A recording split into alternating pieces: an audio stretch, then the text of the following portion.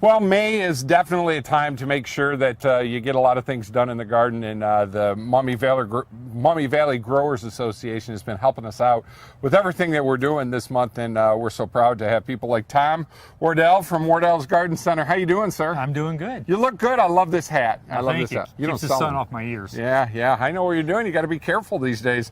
But we don't get to see a lot of sun here lately. You got that part right. And we're shooting this here on Wednesday. And by the time you're watching this on Channel 24, we're going to be deluged with another 2 to 3 inches of rain. What's that done for you this year? Unfortunately, you know, it's just slowed everything down for us. Everybody comes out of winter with cabin fever, and they want to get out in their yard and work and plant stuff right away. We get the 75-degree days. People want to come in and buy their petunias and patience, hanging baskets and everything, and then a few days later, we're down in the 30s. Oh. Or else we get the deluge with these big rains, and now we got a chance of frost on Sunday night. And so it's made it really hard because people want to plant things, but if they plant them out there now, they can lose them, or they can be so stunted by putting them in the cold ground, the cold air and stuff, that they're better off waiting till the weather gets nice. And that's the big thing now. And you know, here at your center here, right out on Dutch Road in Waterville, I mean, you have it all. And I one of the things we were talking about a little bit was when people come out there, they really just don't have a clue. They see somebody 2 or 3 doors down that has this beautiful landscaping thing, and then it's like, how can I do that? And a lot of people want to do it without a lot of planning. They just want to come out here on a Saturday or Sunday, right? And say, well, I'll take this, and this, and you can't really do it that way. That's true. And we've got a magazine that's put out by the Ohio Nursery and Landscape Association of Plants for Ohio, which works out real well. A lot of the people that come in here, I'll give them a book to take home with them, and so they can look at it. I want to help them with their landscaping, let them be the ones to build their landscaping with the plants that they like.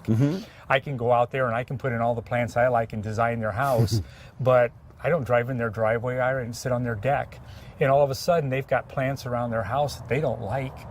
And just because I like them doesn't mean they like them. So I really like to hand them the book and let them go home and they talk about it and stuff, what kind of flowers they like, whether they like evergreens or not, how tall. And then when they come back with all that information to me, then I can help them design their landscape with the plants that they really like.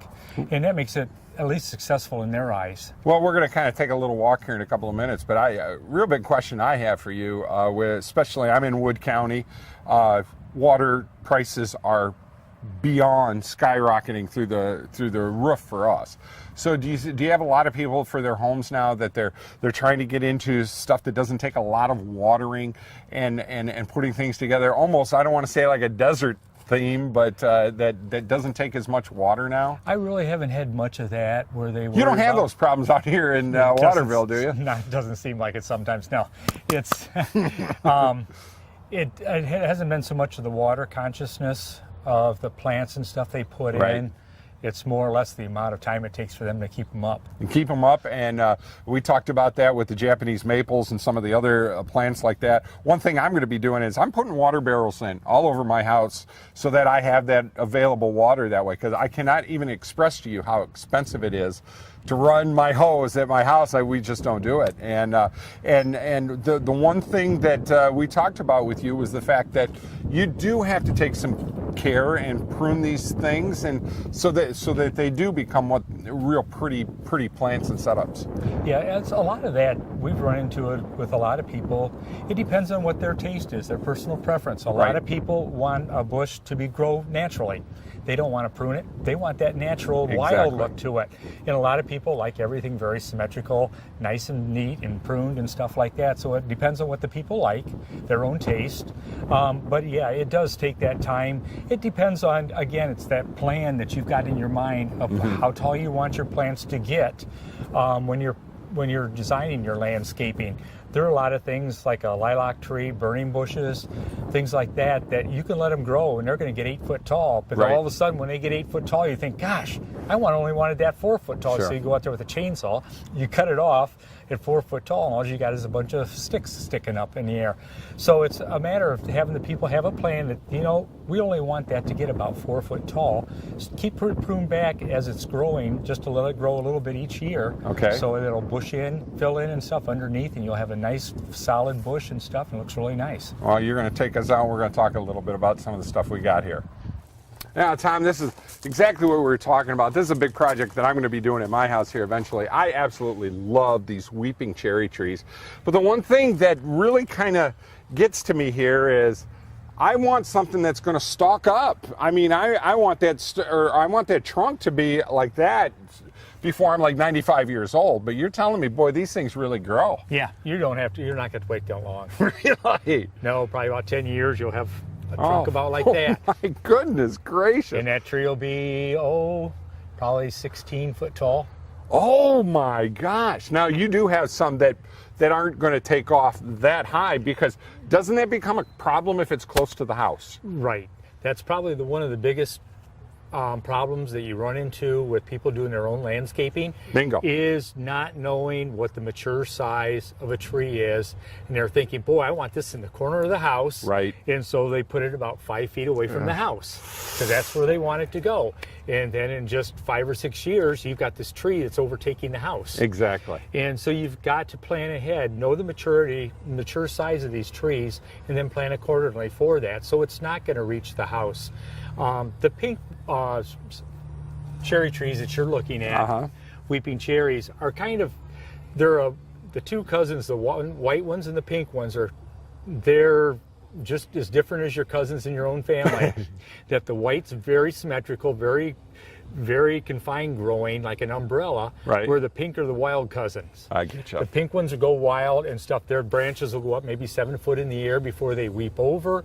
And so it kind of looks funny at first, a lot of times when it's growing, until it fills in. Right. And then it looks really nice. And all of a sudden, yeah. But so the white ones gorgeous. can be put more in a confined area where you can keep it trimmed up and maintain it a little easier. The pink ones are harder to do that too, because of their growing habits. But not close to the house. Not close to the house. Okay, that's a good thing. Now, you do have some of the smaller ones. Well, you've got it all out here at Wardell's. But there are would they be called a dwarf cherry tree then, or what would they be called basically? Just because they're shorter? What they are is the cherry trees you can see on this one is that it's grafted on the top. Gotcha. This is where the weeping part is grafted on the top here. The rest of this is just another cherry trunk that they've used. Okay. So you can get different height trunks here in standards. This is a 6 foot standard. You can get some down to 4. You can get some down to 3. Incredible. Which just depends on what standard they've used to graft onto the weeping part on the top. Well, before we get out of here, I got to show. I've never seen anything like these. I don't know what they are, but they are absolutely gorgeous. And please tell me a little bit about these. These are Caragna weeping Siberian pea trees. Of course they are. They get a flower on them, very just like nice. a pea out in your garden, except it's a yellow flower. These have a fern leaf, and this is another variety of the same kind, and it's got a broadleaf to it. Wow. But they're very kind of contorted growing. This is, again, they're cousins, but you can see the growing habit of this one compared to this one, where it's very symmetrical. Exactly. So it just depends on the look that you like. Everybody's got their look of the type of plant. They like the look of this because it's you can put this in more of a confined area.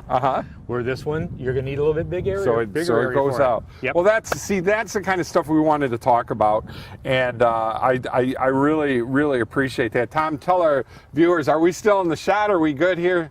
My beautiful daughter Haley's helping us out today. You're out here on Dutch Road, Monday through Sunday or Saturdays? Every day. Every day, especially this time of the year.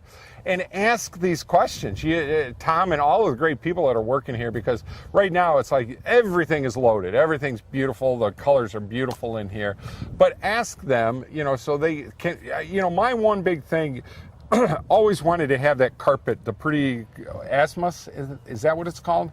Or the little, real low, it's like white carpeting or a blue, and you put them in, and I can never make them stay. Creeping phlox? I can't think of the name of them now. It's gonna. I'm looking around here, and I know you've got them here. Alyssum? Alyssum. There you go. See what I say? Asmus. Yeah, I'm not sure what you were saying.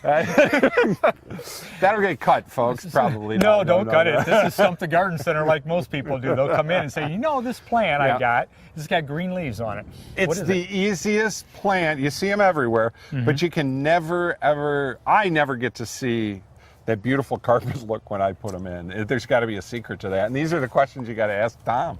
Yeah, it's what we try to make people successful, because if people are successful with whether it's hanging baskets, nursery stock, or flowers, they're going to come back to you the next year because definitely. you've helped them and their place looks fantastic, and everybody likes the compliments that come along with a nice looking yard. Wow, there's a TV commercial right there. But you didn't answer my question about those carpet. What is it called again? Alyssum. Alyssum. How do I make it look like this beautiful carpet like they have? How do you do that? Well, first of all, you got to get rid of your road that you're planting them on. Oh. Your clay soil and stuff. It's The probably a little road. hard. Yeah. Do you fertilize them? You know, I try to. I try to. I try to. See, he's already got my number. He's already got my number. But is it a heavy sun or is that a light sun thing? Because I do have, I got that west sun that's hitting my front yard. They can take, it's just how much care you're going to give it. If they're in the hot sun and we get a 95-degree day in August, Right. where it's baking and that ground's dry, it's not going to do them any good. It's not going to happen. See? It takes the care. He knows. I don't. And I'm going to actually start my planning next week. I got to thank you for spending some time with us. This is a good you're welcome, guy. Mike. Good guy right here. And even with the hat. Here, I got to get the hat better.